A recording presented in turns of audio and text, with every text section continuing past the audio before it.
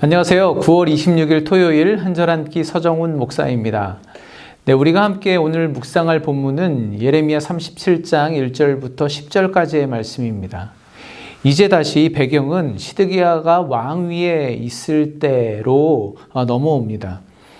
우리 큐티책으로는 지난 주일 그리고 월요일 본문에 바로 이어지는 내용이라고 보시면 되겠습니다. 저는 오늘 한 절의 말씀으로 3절 말씀을 정해봤습니다. 말씀을 봉독해 드리겠습니다. 시드기야 왕이 셀레미야의 아들 여후갈과 마아세야의 아들 제사장 스바냐를 선지자 예레미야에게 보내 청하되 너는 우리를 위하여 우리 하나님 여호와께 기도하라 하였으니. 아멘. 바벨론 느부갓네살 왕은 시드기야를 유다의 왕으로 세웁니다. 쉽게 말해 꼭두각시 왕으로 세워진 거죠. 그런데 시드기야는 여전히 애굽과 주변 강대국들과 동맹을 맺고 그들을 의지하고 그들의 눈치만 살피느라 여념이 없습니다.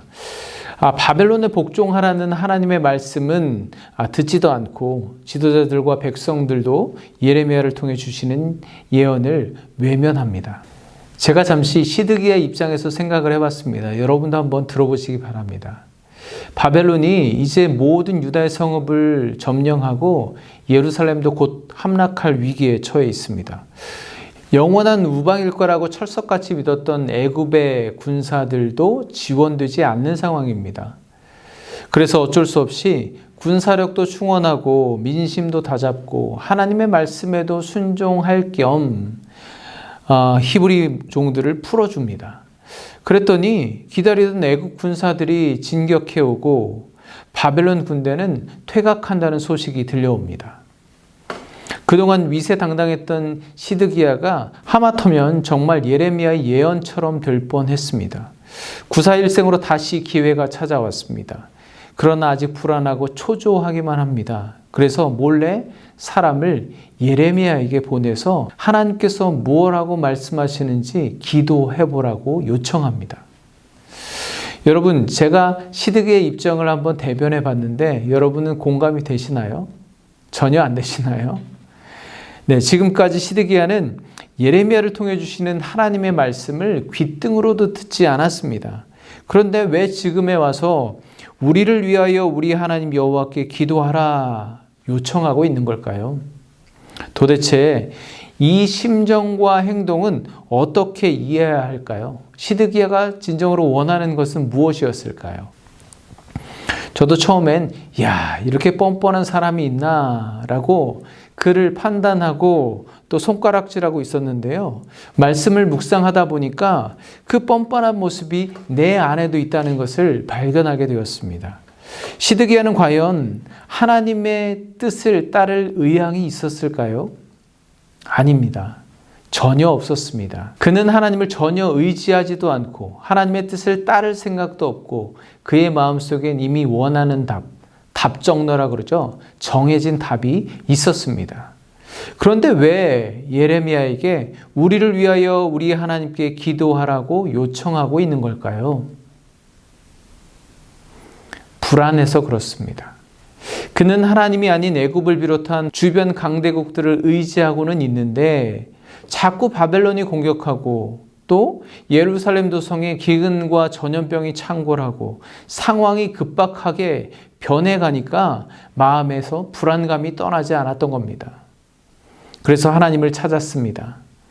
그에게 하나님께 기도한다는 것은 그 불안감을 해소하려는 수단에 불과한 것이었습니다. 하나님께 자기가 원하는 답을 들으면 마음이 좀 편해질 것 같았습니다. 예레미야가 내 뜻에 동조하는 대답을 해주면 다시 자신감을 얻을 수 있었겠던 겁니다. 그는 여전히 애굽을 의지하고 있었고 그가 원했던 것은 애굽의 힘을 빌어서 바벨론을 완전히 물리치려는 자기의 계획이 성공할 거라는 하나님의 동의, 하나님의 답을 듣고 싶었던 것입니다. 그런데요, 이 시드기야의 모습을 통해서 제 모습을 가만히 들여다보니까 내가 바로 그런 사람이었구나라는 것을 알게 된 거죠. 늘 하나님께 기도하지만 그 기도는 단순히 지금 내가 닥친 어려움과 불안감을 해소하려는 수단에 불과했습니다. 또 하나님께 기도하며 응답을 구하지만 사실 늘 내가 원하는 응답은 그 답은 정해져 있었고 내 결정과 내 뜻에 하나님께서 동의해 주셔야 비로소 마음에 안심이 되었고 내게 흡족한 응답이 들려져야 감동이 되고 은혜 받았다고 생각하는 교만의 죄가 제 마음 가운데 가득 차 있었던 것입니다. 그런 시드기야에게 그리고 저에게 하나님은 예레미야를 통해서 이렇게 말씀하십니다. 9절 말씀입니다. 너희는 스스로 속여 말하기를 갈대아인이 반드시 우리를 떠나리라 하지 말라. 그들이 떠나지 아니하리라. 아멘. 스스로 속여 말하지 말라고 합니다. 이미 수차례 선포된 예언의 말씀, 명명백백하게 선포된 하나님의 말씀을 듣고서도 깨닫지 못하고 순종하지 않으면서 마치 하나님의 말씀을 전혀 들어본 적이 없는 듯한, 전혀 알지 못하는 그런 사람처럼 바벨론이 떠날 것이라고 허황된 꿈을 꾸는 시드기야에게 스스로 속여 말하지 말라고 말씀하십니다. 여러분, 잘 생각해 보십시오. 우상을 섬기는 사람들이나 불교인들이나 기독교인들이나 기도하는 내용은 별반 다르지 않지 않습니까? 모두 내가 원하는 것, 이루고 싶은 것, 필요를 채우기 위한 것이기 때문에 그렇습니다. 오늘 시드기야가 그리고 제가 하는 기도와 전혀 다를 바가 없는 것이죠. 그러나 우리의 기도는 달라져야 할 줄로 믿습니다. 하나님의 뜻을 구하는 척, 당장이라도 하나님의 말씀에 순종하려는 척 그렇게 기도하지만 정작 속내는 내 원을 이루기 위해서, 내가 듣고 싶은 답을 듣기 위해서 하는 기도는 결국 하나님 앞에 나 자신을 속이는 것입니다. 그러나 결코 하나님을 속일 수는 없는 것이죠. 우리 주님은 십자가 앞에서 이렇게 기도하셨습니다. 내 원대로 마시옵고 아버지의 원대로 되기를 원하나이다. 완전한 인간이셨던 주님도 죽음이 두려웠습니다.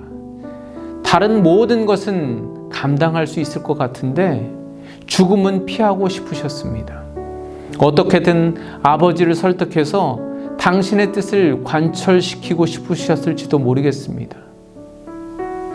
그러나 주님은 하나님의 뜻을 이루시고자 자신의 뜻을, 생명을 향한 본능까지도 버리셨습니다. 오늘 이 하나님의 말씀 앞에 그동안 하나님께 기도하던 여러분의 모습을 다시 한번 돌아보시고 우리 주님께서 하셨던 것처럼 온전히 하나님의 뜻을 깨닫고 이루어 가시는 성도 여러분이 되시기를 간절히 축복합니다. 기도하겠습니다. 하나님, 내 마음을 바꾸지 않으면서 또 순종할 마음도 없으면서 그저 내 불안을 해소하기 위한 수단으로 기도했던 죄를 용서하여 주시옵소서. 늘 내가 원하는, 내가 듣고 싶은 답을 듣고 하나님께 동의를 얻고자 했던, 그렇게 하나님께 기도했던 저였지만 이제 모든 일에 아버지의 뜻대로 되기를 원하나이다. 주님의 뜻에 순종하게 하여 주시옵소서. 그렇게 나의 기도가 변하게 하여 주시옵소서.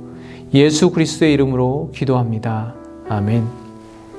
네, 이번 주말 내일 주일도 기도와 찬양과 예배를 통해서 하나님의 뜻을 온전히 깨닫고 그 뜻을 이루어 가시는 여러분 되시기를 소망합니다. 월요일 아침에 다시 찾아뵙겠습니다. 감사합니다.